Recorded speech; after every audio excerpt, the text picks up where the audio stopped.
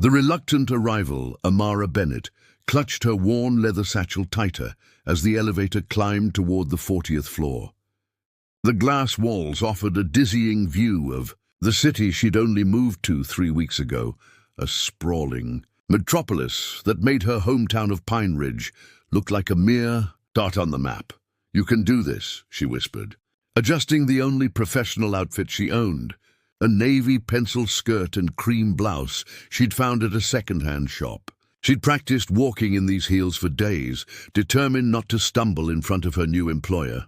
The email from Westfield Innovations had arrived like a miracle when she needed it most.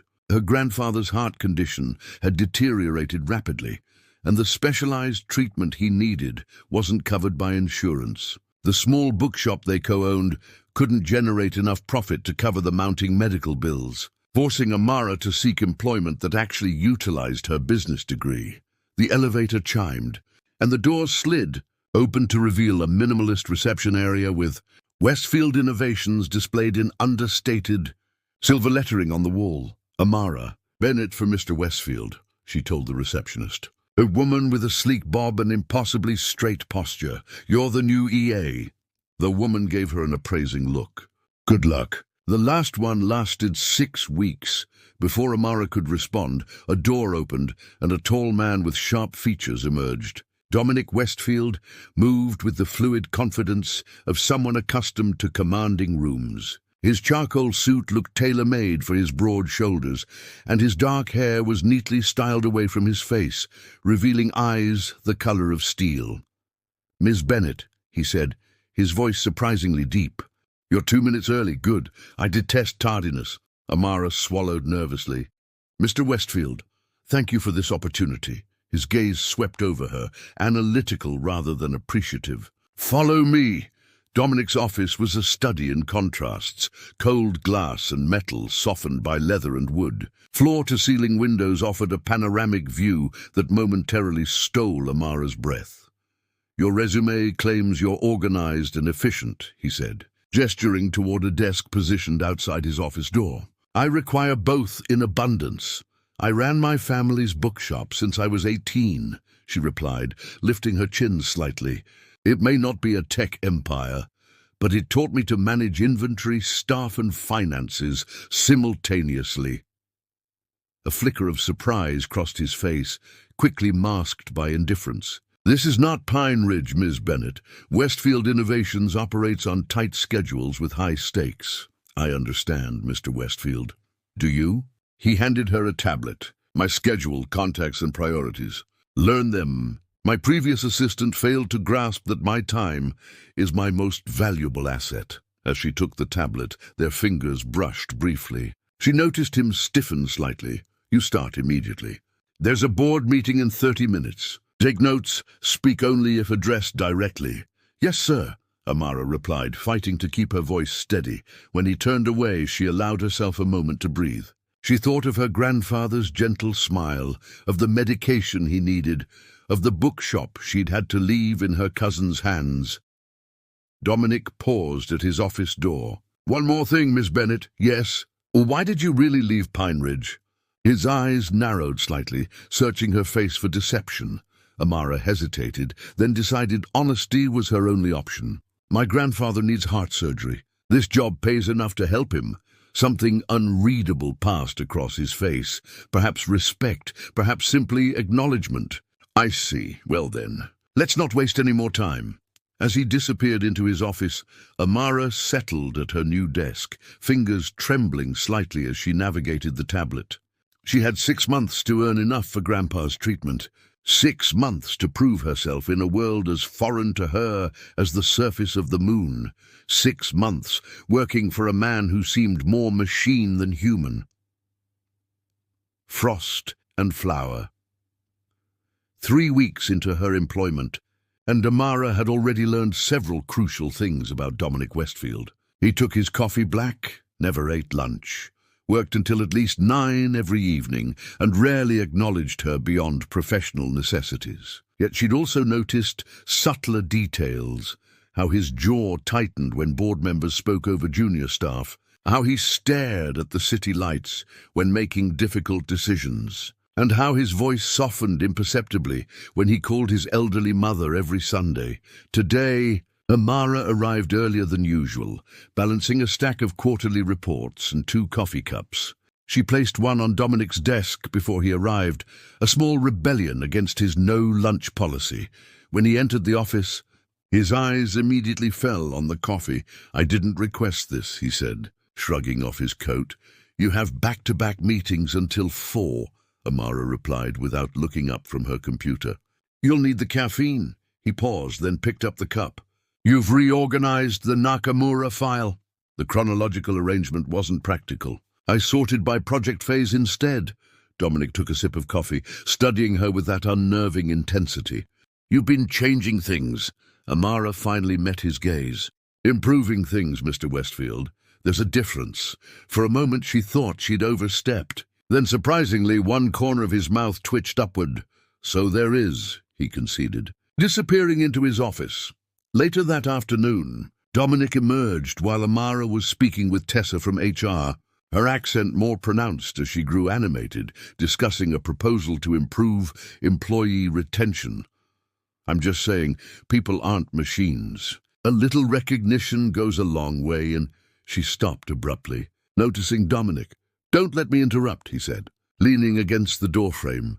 Tessa quickly excused herself, leaving Amara flustered. "You're from the South," Dominic observed. "Southeastern Virginia, originally," she admitted. "Before Pine Ridge. Your accent comes out when you're passionate about something." It wasn't a criticism, merely an observation. "I'll work on controlling it better." "Why?" He looked genuinely puzzled. "It's distinctive." Before she could respond, his phone rang. The Matsuo call. Put it through to the conference room. That evening, Amara stayed late organizing the upcoming Tokyo trip. The office had emptied hours ago, leaving only the gentle hum of electronics and the distant sounds of the city below. "You're still here." Dominic's voice startled her. "Just finalizing your itinerary," she explained. Blinking tired eyes, he approached her desk, hands in pockets. "You've been here 14 hours. "So have you," she pointed out. "I'm used to it, and I need to get used to it." She gestured to the tablet. "The Matsuo meeting is confirmed for Tuesday morning. I've arranged for a translator, although I know you speak conversational Japanese." Dominic studied her with an unreadable expression. "You have family waiting, Ms. Bennett. My grandfather is in Virginia. My apartment here has only a cactus, and I'm pretty sure even that's giving up on me." She smiled tiredly. Something shifted in his demeanor. "How is your grandfather?" The question surprised her. "Stable. The first treatment helped, but he'll need surgery eventually." Dominic nodded, then did something unprecedented. He sat on the edge of her desk. "Tell me about him." Amara blinked in surprise. "My grandfather?" "Yes, the man you're working yourself to exhaustion for. He raised me after my parents died," she said softly. "Taught me everything, from running the bookshop to fishing in the creek behind our house. He has this laugh that starts as a chuckle and builds until his whole body shakes." As she spoke, Dominic's expression softened almost imperceptibly. The harsh office lighting caught the flecks of blue in his grey eyes. "You love him very much," he observed quietly. "He's my only family," she admitted. Dominic was silent for a moment. "Pack up. I'm driving you home." "That's not necessary. It's after midnight and you look dead on your feet." "I insist." In the elevator, standing closer than they ever had, Amara noticed the faint scent of his cologne, something woodsy and expensive. "You surprise me, Miss Bennett," he said suddenly. "How so?" "Most people who work for me want something. Advancement, connections. You just want to save your grandfather." "Isn't that wanting something too?" His eyes met hers. "It's wanting something for someone else. That's uncommon in my experience." When they reached the lobby, something had shifted between them, a small crack in the frost, letting in the first hint of spring. "Midnight confessions, delayed until tomorrow morning at the earliest," Dominic announced, pocketing his phone as he rejoined Amara in the hotel lobby. Outside, Tokyo's streets glistened under heavy rainfall, typhoon warnings scrolling across the news screens mounted on the wall. Amara's shoulders slumped slightly. She'd been mentally preparing for the 11-hour flight home, not another night away. "I'll book additional rooms." "Room," Dominic corrected. "Singular. The hotel's at capacity with stranded travelers. They could only guarantee extending our current suite." Her eyes widened. "The presidential suite has 2 bedrooms," he added, noticing her expression. "Your propriety remains intact."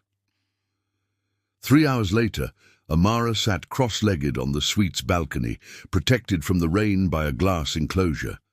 The Tokyo skyline sparkled through sheets of water, neon reflecting in puddles 40 stories below. The business portion of their trip had been surprisingly successful.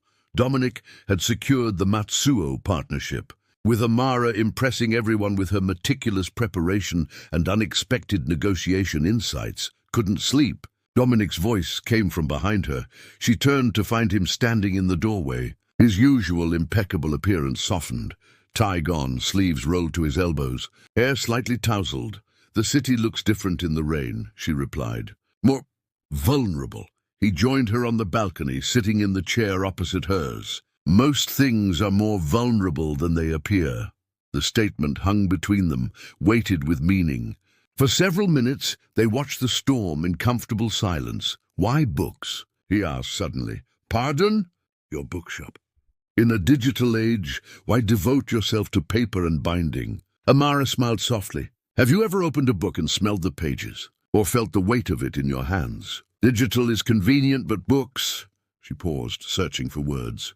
"Books remember you, the coffee stains, the dog-eared corners, the notes in margins. They carry memories." Dominic regarded her with genuine curiosity. "I haven't read a physical book in years." "That explains a lot," she teased, surprising herself with her boldness. "Does it now?" One eyebrow arched, but his eyes held amusement. "Technology is efficient, but it doesn't nurture the soul, and I need soul nurturing." "Everyone does, Mr. Westfield." "Dominic," he corrected quietly.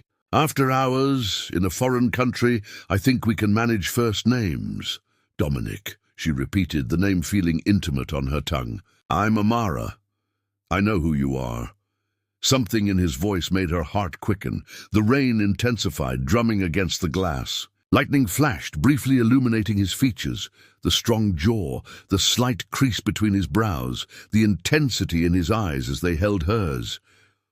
"Why technology?" she asked, turning his question back on him. He considered this. "Control.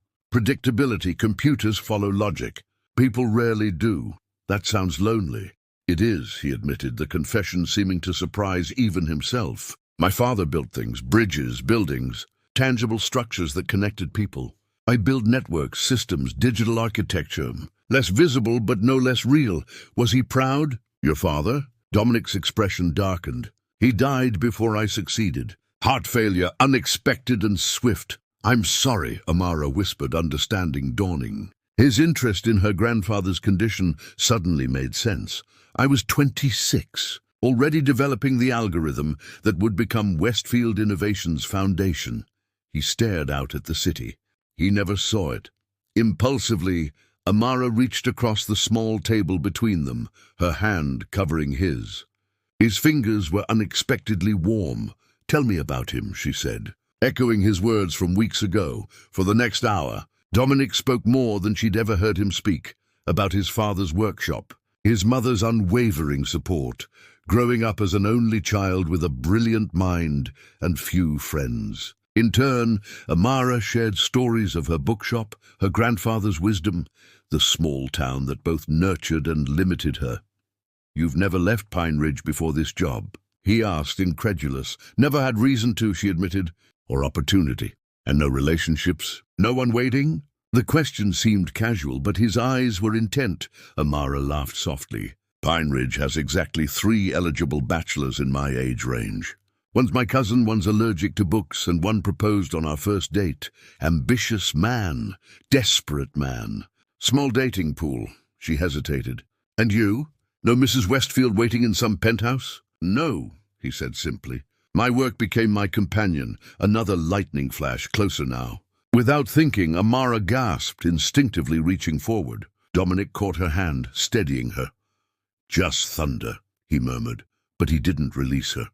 Their eyes met, and the air between them changed, charged like the storm outside. Slowly, telegraphing his intentions, Dominic leaned forward. Imara felt her breath catch as his free hand gently cupped her cheek. "May I?" he whispered. Unable to speak, she nodded. His lips touched hers with unexpected gentleness, the kiss tender and questioning. Imara's inexperience made her hesitant, but something deeper, something instinctual, guided her response. When they parted, Dominic studied her face with wonder. "You've never been kissed before," he stated quietly. Not a question, but a realization. Imara's cheeks warmed. "Is it that obvious?" His thumb traced her lower lip. "Beautifully so." The weight of innocence. The return flight to New York passed in professional silence, the intimacy of Tokyo seemingly suspended in the clouds below them. Dominic buried himself in work, responding to emails and reviewing contracts while Imara pretended to read reports, her mind repeatedly drifting back to their kiss. By the time they reached the office the following day, an invisible barrier had re-established itself. Dominic remained behind closed doors for most of the day, emerging only to request files or coffee. When their hands accidentally brushed during a document exchange, he withdrew as if burned. A week passed with growing tension. Imara found herself analyzing every interaction, every avoided glance. Had she done something wrong? Was he regretting that moment of vulnerability? On Friday evening, as she prepared to leave, Dominic finally emerged from his office. "My mother's birthday dinner is tomorrow night," he said abruptly. "I'd like you to attend."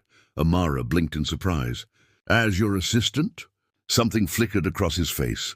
"As my guest." Before she could respond, his phone rang. "I need to take this. I'll send a car tomorrow at 7. The following evening, dressed in the only formal outfit she owned, Imara sat across from Eleanor, Westfield in an elegant restaurant overlooking Central Park. The older woman possessed the same intense eyes as her son, but wielded them with warmth rather than reserve. "So you're the girl who's managed to make my son leave the office before midnight," Eleanor observed. Her smile knowing. "Mother," Dominic warned gently. "Dominic mentioned you run a bookshop," Eleanor continued, ignoring him. "What's your favorite novel?"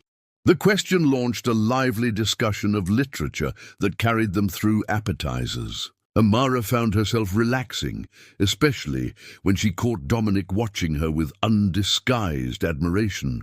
"Would you excuse us?" Eleanor eventually said. "I need a moment with my son." When they were alone, Dominic's expression grew serious. "You've charmed her completely. She's wonderful," Imara replied honestly. "You're fortunate to have her." "I know." He hesitated. "About Tokyo, you don't need to explain," she interrupted quickly, heart sinking. "It was a moment, that's all." "No," he said firmly. "It wasn't just a moment." Imara held her breath as he reached across the table, his fingers brushing hers. "You're innocent," he continued, voice low, "in ways I haven't been since I was very young. I don't want to rush you, to push you into something you might regret. Shouldn't that be my decision?" She challenged softly. His eyes darkened. "You don't understand what you're asking for." "Then help me understand." Before he could answer, his phone lit up with Imara's grandfather's care facility calling. Her hands trembled as she answered, listening to the doctor explain that her grandfather had suffered a setback. They needed to move up his surgery date, which meant additional costs they hadn't planned for. Dominic watched her face pale. "What's wrong?" "It's Grandpa," she whispered, ending the call. "I need to go back to Pine Ridge tomorrow." His expression shifted to concern. "Of course. I'll arrange everything. The surgery costs, I don't have enough saved yet. We'll figure it out," he assured her. But something in his tone sounded final, as if he were already saying goodbye. The next morning, Imara found a first-class ticket to Virginia on her desk, along with approved leave documentation and an envelope. Inside was a check that would more than cover her grandfather's medical expenses. "I can't accept this," she told Dominic, entering his office without knocking. He didn't look up from his computer. "Consider it an advance on your salary. It would take me years to earn this much. Then consider it a bonus for exceptional service." The coldness in his voice stung worse than outright rejection. This isn't about money. Finally, he met her eyes. Your grandfather needs you. Pine Ridge needs you. And what about what I need? She asked quietly. Something vulnerable flashed across his face before the mask returned. You should go home, Amara, where you belong. She placed the check on his desk. I don't want your charity. It's not charity, he said, standing suddenly. It's the only way I know how to help without... He stopped himself. Without what? Without keeping you in a world you're not ready for. His voice softened. Go home. Take care of your grandfather.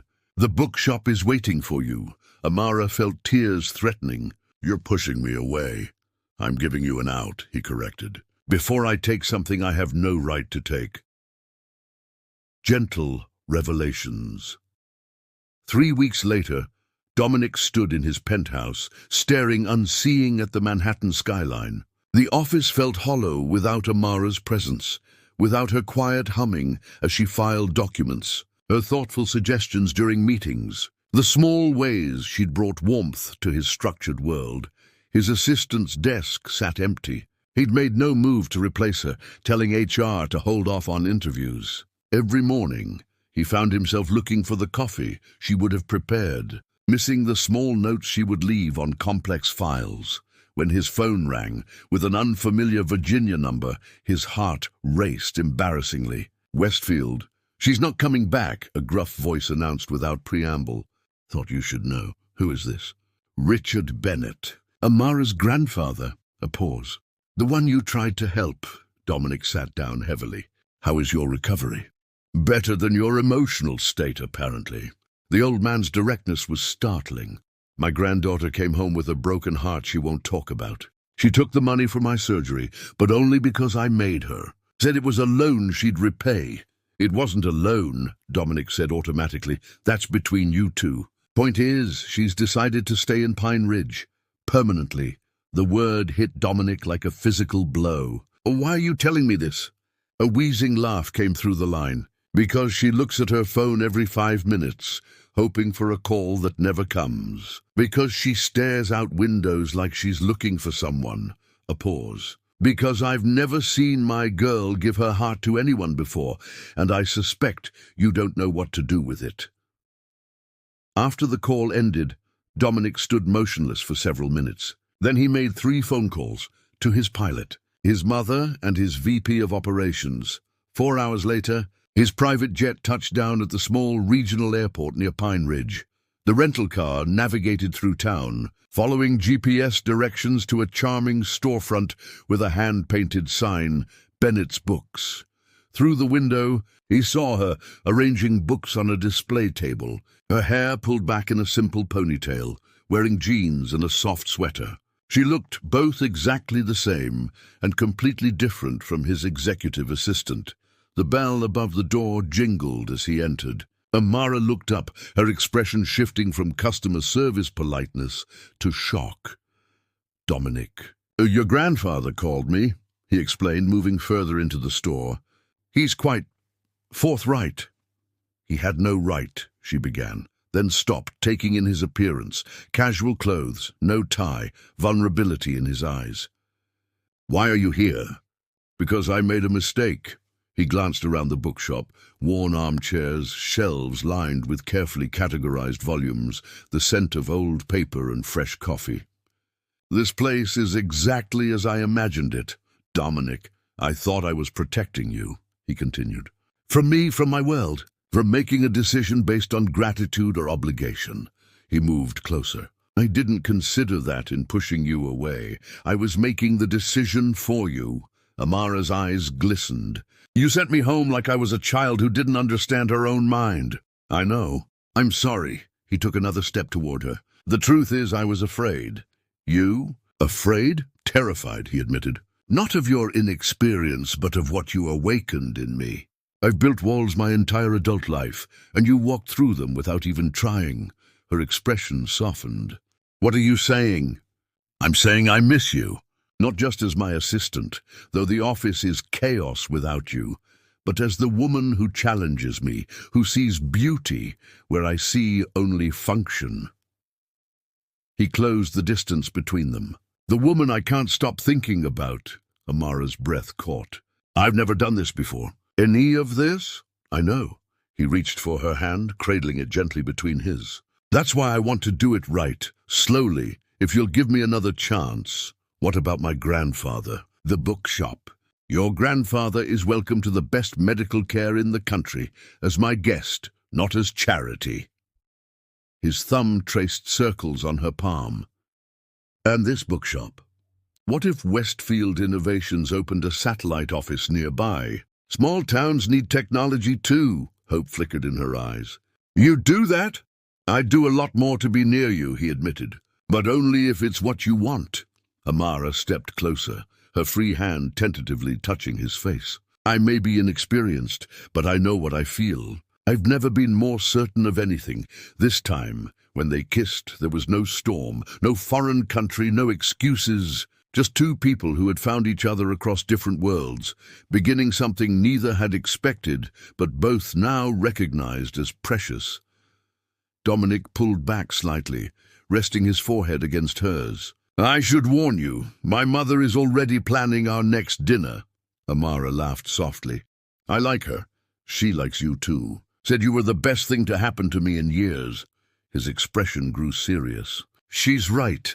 Outside the window, Pine Ridge continued its quiet afternoon routine, unaware that within the walls of its oldest bookshop, a story was unfolding, one about patience and understanding, about the gentle education of two hearts, and about the unexpected ways love finds us when we least expect it.